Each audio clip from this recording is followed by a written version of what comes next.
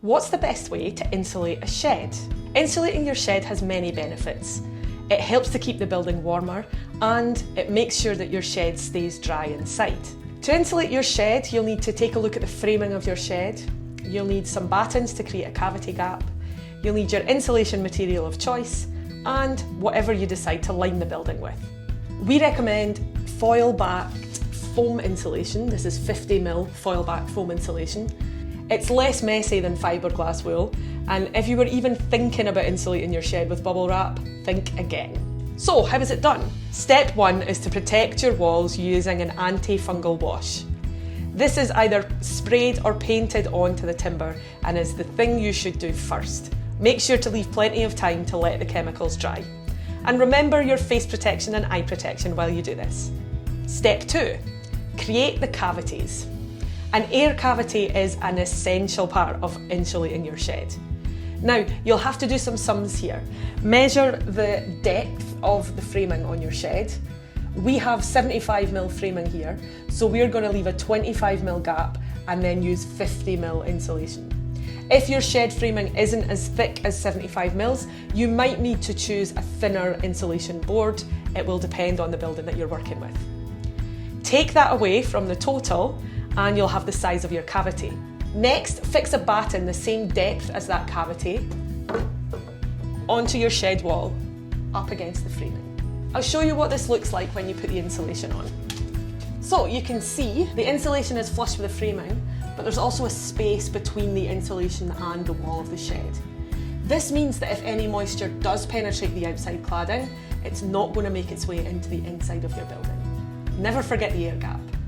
Fix these battens to either side of every piece of framing on your shed wall and roof. Once your battens are in place, cut your insulation board to size and then it will slot neatly in between your framing. This method is perfect for the walls and the roof of the shed. If you want to insulate your shed floor, try investing in some underlay and some good quality laminate.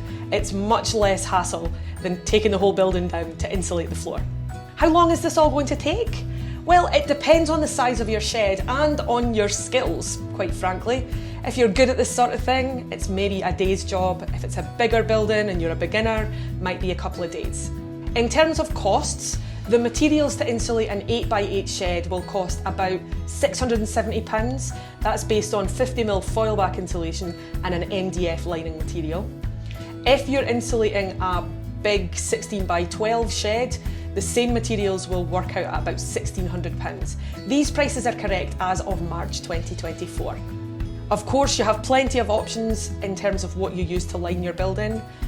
When we line buildings, we use timber, MDF is fine, plywood is often used, OSB, anything like that will be suitable.